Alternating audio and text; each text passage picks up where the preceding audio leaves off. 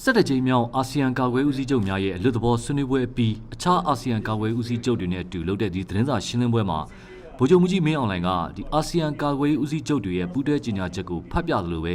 မြန်မာစစ်တပ်ရဲ့သဘောထားယက်တီမှုတွေကိုလည်းတစုံတစပြောသွားပါတယ်။တောင်တရုတ်ပင်လယ်ပြင်ကိစ္စဟာဒေသတွင်းလုံခြုံရေးအတွက်အရေးကြီးတာမလို့ဒါကိုအလင်းအမြန်ဖြည့်ရှင်းဖို့လိုရဆိုပြီးတော့အာဆီယံကာကွယ်ဦးစီးချုပ်တွေရဲ့ပူးတွဲသဘောထားကိုဗိုလ်ချုပ်မှုကြီးမင်းအောင်လှိုင်ကအခုလိုဖတ်ပြပါတယ်။တောင်တရုတ်ပင်လယ်အရေးနဲ့ပတ်သက်၍ဆောင်ရွက်ရမည့်နည်းလမ်း Code of Conduct အချိန်စောတွင်စွာအဆုံးသတ်နိုင်ခြင်းသည်ဒေသတွင်းတည်ငြိမ်ရေးနှင့်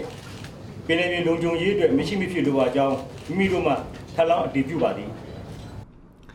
အရှိတော်အာရှဒေသတွင်လုံခြုံရေးအခြေအနေဟာအတော်တန်တည်ငြိမ်မှုရှိနေချိန်မှာပဲအခုဒီဖြစ်လာတဲ့လုံခြုံရေးချင်းချောက်မှုတွေဟာဒေသတွင်အေးချမ်းမှုနဲ့တည်ငြိမ်မှုကိုစိန်ခေါ်နေတယ်ဆိုပြီးတော့အာဆီယံကာကွယ်ဦးစီးချုပ်တွေရဲ့ထုတ်ပြန်ချက်မှာပါရှိပါတယ်။တောင်တရုတ်ပင်လယ်ပြင်မှာဒီတရုတ်နဲ့အာဆီယံအဖွဲ့ဝင်တွေဖြစ်ကြတဲ့ဖိလစ်ပိုင်၊ဗီယက်နမ်၊မလေးရှား၊ဘရူနိုင်း၊အင်ဒိုနီးရှားနိုင်ငံတို့ကြားပိုင်နဲ့အငင်းပွားမှုတွေဖြစ်နေတဲ့နေရာမှာအာဆီယံနိုင်ငံတွေဘက်ကဒီတရုတ်နဲ့ရှင်းတဲ့အခါမှာတနိုင်ငံချင်းထက်အာဆီယံကနေပြီးတော့ယက်တီကန်တွေဖို့သူတို့ကလိုလားကြတာပါ။ဒါပေမဲ့လို့မြန်မာတပ်မတော်အနေနဲ့ယက်တီမှုမှာတော့တောင်တရုတ်ပင်လယ်ပြင်ကိစ္စမှာပြည်ပခဖြစ်ကြတဲ့နိုင်ငံချင်းဖြည့်ရှင်းရမယ်ဆိုတဲ့ယက်တီချက်ကိုဗိုလ်ချုပ်မှုကြီးမင်းအောင်လှိုင်ကအခုလိုပြောသွားပါတယ်။တောင်တရုတ်ပင်လယ်တွင်ကိစ္စရပ်နဲ့ပတ်သက်ပြီးတော့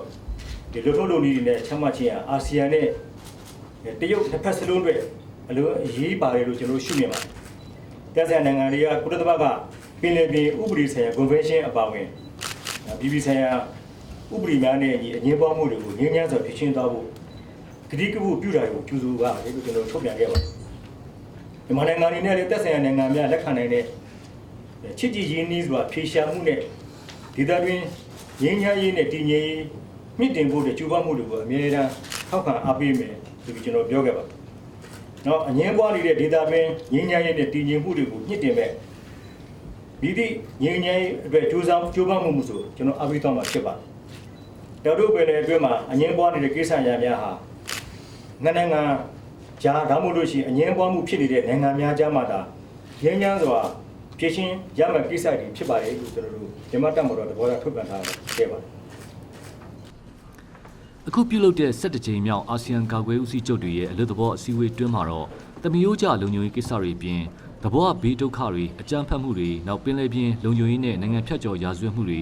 ကူးစက်ရောဂါတွေအစားအစာနဲ့စွမ်းရည်လုံခြုံမှု human security စိုက်ဘာရာဇဝတ်မှုတွေနောက်ရာသီဥတုဖောက်ပြန်မှုကမ္ဘာကြီးပူနွေးလာမှုစတဲ့ဒီတမယိုးကျမဟုတ်တဲ့လုံခြုံရေးချင်းချောက်မှုကိစ္စရပ်တွေကိုလည်းဆွေးနွေးခဲ့ကြပါတယ်။ဒါ့အပြင်2015ခုနှစ်မှာတော့ဒီမလကာရေလက်ကြားမှာပြည်내ပြည်လုံခြုံရေးလေ့ကျင့်ခန်းလုပ်သွားဖို့ကိစ္စကိုလည်းအာဆီယံကာကွယ်ဦးစီးချုပ်တွေကြားသဘောတူခဲ့ကြပါတယ်။နိုင်ငံတကာငြိမ်းချမ်းရေးကိစ္စနဲ့ပတ်သက်လို့တော့မြန်မာစစ်တပ်အနေနဲ့ဒီကုလသမဂ္ဂငြိမ်းချမ်းရေးထိန်းတပ်တွေမှာပူးပေါင်းပါဝင်ဆောင်ရွက်သွားလိုတယ်လို့လည်းပြောသွားပါတယ်။မြန်မာကာကွယ်ဦးစီးချုပ်ဗိုလ်ချုပ်မှုကြီးမင်းအောင်လှိုင်အနေနဲ့အခုသတင်းတောက်တွေနဲ့တွေ့ဆုံမှုဟာဒါဟာပထမဆုံးအကြိမ်ဖြစ်တာမလို့သတင်းသမားအတော်များများကစိတ်ဝင်စားကြပြီမဲ့မိကုန်းတွေကိုတော့ဒီနိုင်ငံပိုင်နဲ့စစ်တပ်ပိုင်သတင်းမီဒီယာတွေကပဲမေးမြန်းခွင့်ရခဲ့ကြပါတယ်ခင်ဗျာ။